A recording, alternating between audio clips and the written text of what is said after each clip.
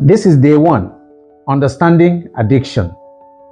Addiction is a disease and it's not a choice.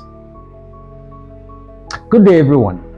Thank you for joining us today again as we begin in full this important journey with Rise Africa, resilient individuals seeking empowerment.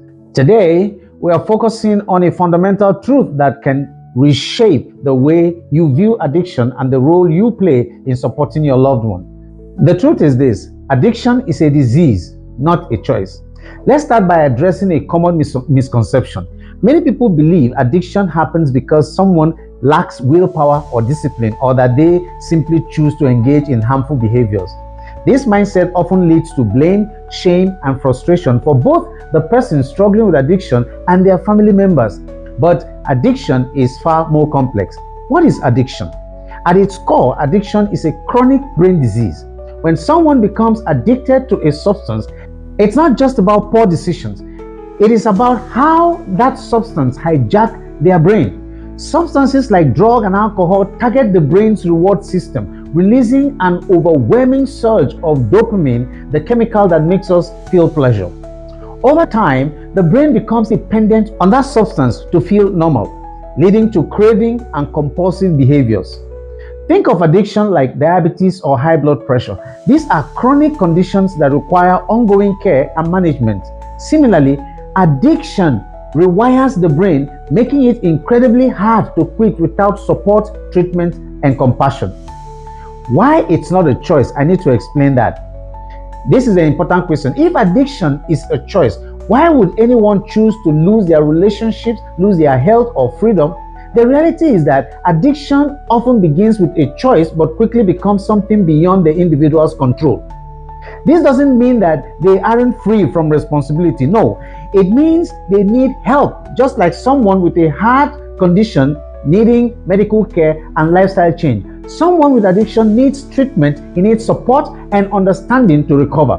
Now, this is the role of contributing factors. Addiction doesn't happen in a vacuum. Genetics, mental health, trauma, and environment all play significant roles.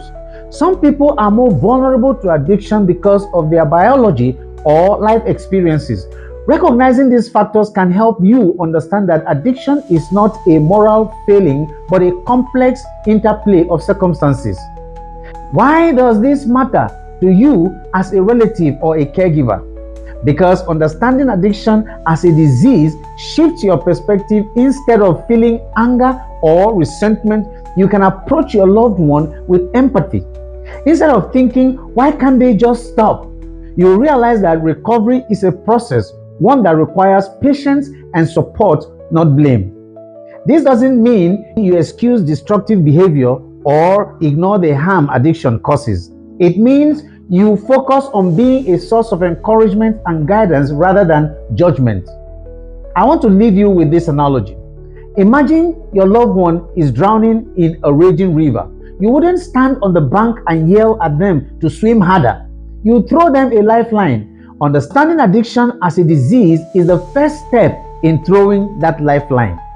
Over the next days, we will equip you with tools to care for yourself and your loved one. But it all starts here with compassion, education, and a willingness to see addiction for what it truly is. Thank you for being here and for taking this brave step towards healing for yourself and your family. Together, we will rise above addiction. I am still Eddie Ewo.